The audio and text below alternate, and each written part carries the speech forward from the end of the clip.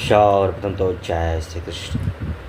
आज हम लोग बाबा कीनाराम के जन्म की कथा तो उनके सुन ही लिए हम लोग हैं।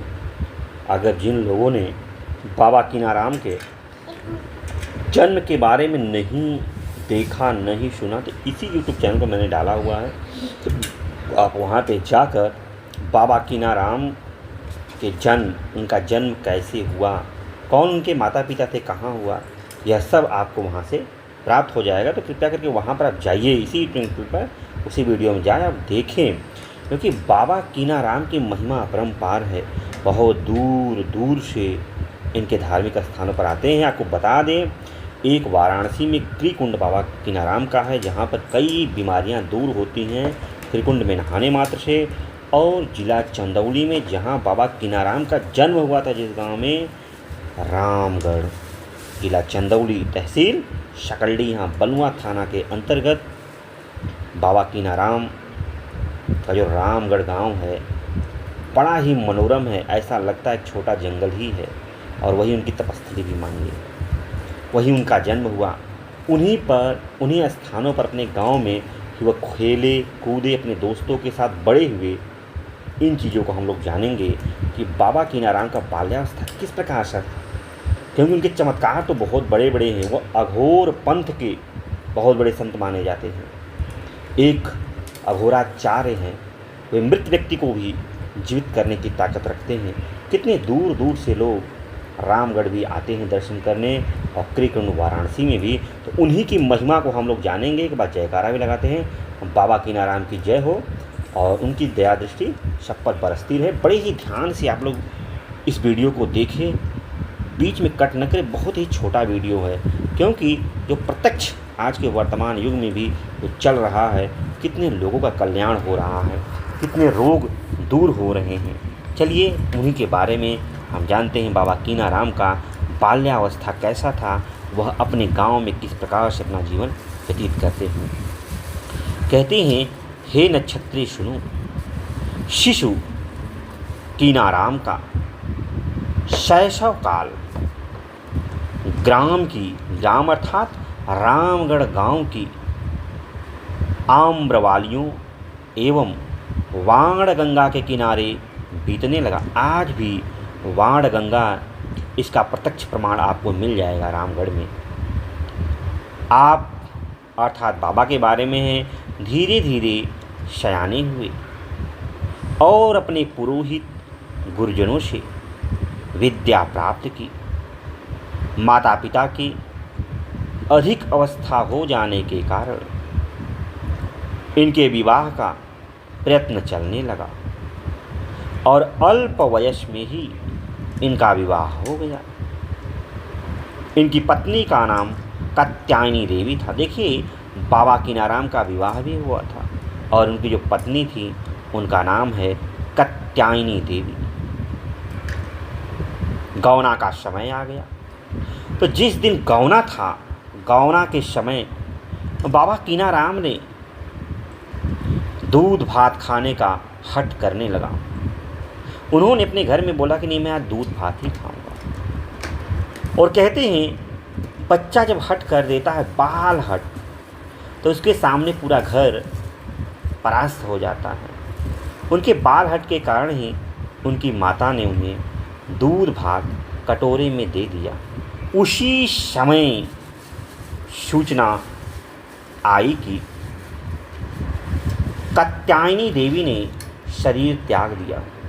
जिस समय बाबा कीनाराम ने कटोरे में दूध भात खाया, उसी समय एक सूचना आती है कि उनकी जो धर्म पत्नी है कात्यायनी देवी मर गई। सभी लोग खिन्न एवं दुखी हुए।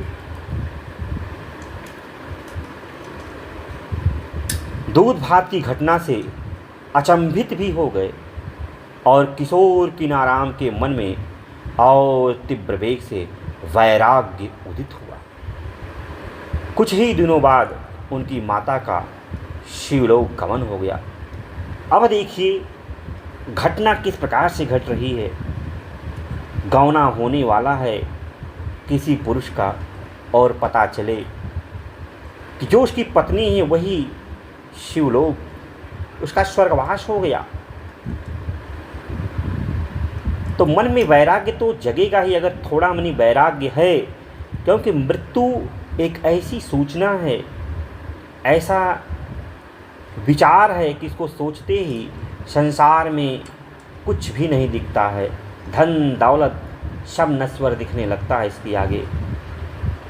और बाबा कीनाराम का भी जीवन चक्र स्टार्ट ही नहीं हुआ है, वैवाहिक जीवन अभी उदित ही नहीं हुआ है सही से, तब तक ऐसी सूचना पाकर उनके मन में बड़ा दुख हुआ, जिसके कारण वैराग्य तीव्र गति से उदित हुआ। माता पिता भी बूढ़े हो गए हैं और माता भी अब मृत्यु की आगोश में चली गई। कहते हैं जन्म सिद्ध एकांगी कीनाराम तीर्थों के अवलोकनार्थ भ्रमण पर निकल पड़े। जब इस प्रकार के उनके मन में वैराग्य हुआ, जो तीर्थ होते हैं, लोग कहते हैं कि भ्रमण कर लो मन की शंका दूर हो जाएगी, तो बाबा कीनाराम भी अब तीर्थ भ्रमण के लिए निकल पड़े। वैष्णव आंदोलन से उदासीन बहुत से वैष्णवों ने इनका आश्रय ग्रहण किया। तीर्थाटन में बाबा कीनाराम जहाँ जहाँ ठहरते गए, उन जगहों पर उनके आसन की पूजा के लिए उक्त वैष्णवों में से ही कुछ को उन्होंने छोड़ दिया, जैसे कि महुअर, परानापुर, नई डीह और मारूखपुर के वैष्णव मठ। देखिए कहीं इनको छोड़ दिए। बाबा कीनाराम कभी वैष्णव नहीं हुए। उनका समय मुस्लिम शासकों की कट्टरता से हिंदू धर्मावलंबी त्रस्त थे। उसमें मुस्लिम शासक था और हिंदुओं की दशा बहुत बुरी थी, और वैष्णव आंदोलन जोरों पर था। अतः उनके शिष्य समुदायों में से जो शिष्य राजसी ढंग से रहना चाहते थे, उन्हें बाबा कीनाराम ने वैष्णव बनने की प्रेरणा दी। शिष्यों में से जो सच्चे सात्विक तौर पर रहना चाहते थे, वास्तविकता को जानना चाहते थे तथा किसी धर्म या जाति के प्रति दुराव नहीं रखते थे, उन्हें बाबा ने अघोर पंथ की दीक्षा दी। कितनी उत्तम बात है। और संतों का सबसे अच्छा व्यवहार तो यही है कि उनके लिए न कोई जाति है, न धर्म है, न ही कोई देश, न कोई मजहब, सब उनके लिए बराबर है। यह एक संत का, चाहे किसी भी धर्म का संत हो, उसके लिए सबसे उत्तम यही होता है। तभी तो बाबा के शरण में किसी भी जाति धर्म का कोई आता है, सबका उद्धार होता है। बाबा ने उन्हीं को अपना शिष्य बनाया और अपने साथ आगे बढ़े। बाकी को उन्होंने कहा कि नहीं भाई, आप सुख लीजिए, वैष्णव धर्म अपनाइए और जो राज्य है उसका शासन कीजिए।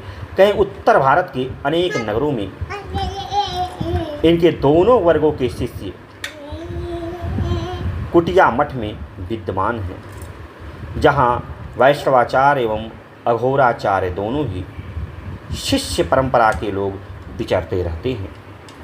तो देखिए, अघोराचार्य जो अघोर पंथ है वह वैष्णव पंथ से थोड़ा अलग है, लेकिन इनके शिष्य जब बने तो दोनों परस्पर मिलकर ही कार्य को करते हैं और साथ साथ ही रहते हैं। तो बाबा कीनाराम की महिमा अपरंपार है। कभी भी आपको वक्त मिले तो इनके जन्मस्थली का निरीक्षण करें और इनकी दया का पात्र बने, और न हो सके तो वाराणसी में जो त्रिकुंड है बाबा कीनाराम का, वहाँ भी आप जाएं। कितना मनोरम दृश्य है। कई संकटों से लोगों को मुक्ति मिलती है, ऐसा लोगों का विचार है। और अनुभव तो तभी होगा जब हम वहाँ पर जाएंगे, देखेंगे। तो बाबा कीनाराम की यह जो उनकी बाल्यावस्था का वर्णन था, मैंने आपको बताया। बाकी का किसी अन्य दिन। तब तक के लिए बाबा कीनाराम की जय हो।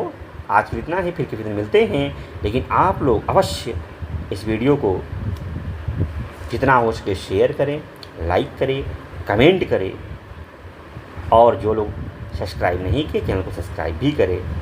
बाबा कीनाराम की दया दृष्टि बरसती रहे। ठीक है, आज इतना ही, फिर किसी दिन मिलते हैं। तब तक के लिए जय श्री कृष्ण, जय श्री कृष्ण।